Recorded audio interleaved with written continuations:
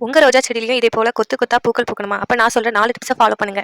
நானும் ஸ்டார்ட்டிங் என்னடா நம்ம இவ்ளோ செடி வச்சும் பூக்கவே மாட்டேங்குதே அப்படின்னு நினைச்சிட்டு இருந்தேன். அப்புறமா இந்த டிப்ஸ்லாம் நான் ஃபாலோ பண்ணேன். ஃபர்ஸ்ட் நம்ம இந்த மாதிரி லீஃப் இருக்கிறதெல்லாம் நம்ம வந்து கட் பண்ணிரணும். அது வந்து வேஸ்ட்டா எனர்ஜி தான் போகும் அதுக்கு. அண்ட் இதனால நம்மளுக்கு வந்து ஒரு பாக்டீரியா மாரி பரவி செடிய ஃபுல்லுமே ஒரு இலைகள் புது இலைகள் வந்து தளிர்க்க விடாம அந்த மாதிரி இருக்கும். ஸோ நம்ம ஃபர்ஸ்ட் ஆஃப் ஆல் இந்த மாதிரி இலைகள், காஞ்ச இலைகள், அதுக்கப்புறம் ரொம்ப பச்சையா இருக்கிற இலைகள், ரொம்ப நாள் ஆயும் அந்த இடத்துல பூ இல்லன்னா அந்த இலைகள், அப்புறம் அந்த தண்டெல்லாம் நம்ம வந்து கட் பண்ணி விட்டுறணும். இது வந்து ஃபர்ஸ்ட் டிப்பு.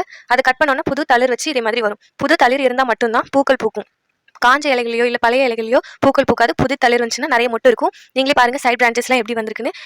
அதுக்கு வந்து ஃபர்ஸ்ட் டிப்ஸ் வந்து இந்த இலைகளெல்லாம் நீங்க எடுத்து விட்டுறணும். செகண்ட் டிப்ஸ் என்னன்னா, டீ தூள் இருக்கு இல்லையா? அது வந்து மண்ண நல்லா கிளறி விட்டுட்டு, மண் வந்து எப்பயுமே ரோஜா செடிகளுக்கு டைட்டா இருக்கக்கூடாது. மண்ண கிளறி விட்டுட்டு டீ தூள அத சுத்தி போட்டுறணும். தேர்ட் டிப்ஸ் என்னன்னா, முட்டை ஓடு இருக்கு இல்லையா? முட்டை ஓட வந்து பவுடர் பண்ணிட்டு மண்ணுக்குள்ள அது மண்ண தோண்டிட்டு மண்ணுக்குள்ள அத ஃபுல்லா தூவி விட்டுறணும்.